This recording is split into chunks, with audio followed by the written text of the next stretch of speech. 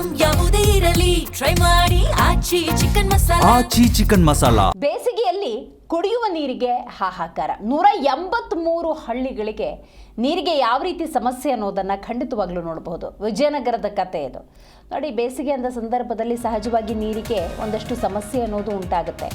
ಆದರೆ ವಿಜಯನಗರ ಜಿಲ್ಲೆಯಲ್ಲಿ ನೀರಿನ ಅಭಾವ ನೋಡಿ. ಜಿಲ್ಲೆಯ 183 ಹಳ್ಳಿಗಳಲ್ಲಿ ಕುಡಿಯುವ ನೀರಿಗೆ ಅಭಾವ. ಏಪ್ರಿಲ್ ಮೇ ತಿಂಗಳಿನಲ್ಲಿ ನೀರಿನ ಸಮಸ್ಯೆ ಬಹುತೇಕ ಅಂತ ಹೇಳಲಾಗ್ತಾ ಇದೆ.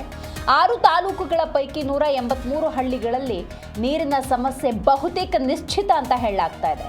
ಹಗರಿಬೊಮ್ಮನಹಳ್ಳಿ ತಾಲೂಕಿನ 24 ಹಳ್ಳಿಗಳು, ಕೊಟ್ಟೂರು ತಾಲೂಕಿನ 58 ಹಳ್ಳಿಗಳು, ಹರಪನಹಳ್ಳಿ ತಾಲೂಕಿನ 58 ಹಳ್ಳಿಗಳು, ಕೂಡ್ಲಿಗಿ ತಾಲೂಕಿನ 24 ಹಳ್ಳಿಗಳಲ್ಲಿ ಬಹುತೇಕ ನೀರಿನ ಸಮಸ್ಯೆ ನಿಶ್ಚಿತ ಅಂತ ಹೇಳಲಾಗ್ತಾ ಇದೆ.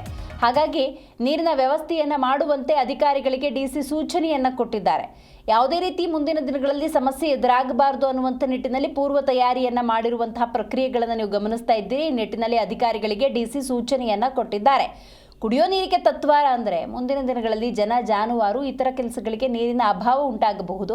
ಆ ನಿಟ್ಟಿನಲ್ಲಿ ಯಾವುದೇ ರೀತಿಯ ತೊಂದರೆ ಉಂಟಾಗಬಾರದು ಅನ್ನುವಂತಹ ಸದುದ್ದೇಶದಿಂದ ಈ ರೀತಿ ಪ್ಲಾನ್ಗಳನ್ನು ಮಾಡಿಕೊಂಡಿದ್ದಾರೆ. ಬಟ್ ಯಾವ ರೀತಿ ಅನ್ನೋದನ್ನು ಇಲ್ಲಿ ಗಮನಿಸಬೇಕಾಗತ್ತೆ.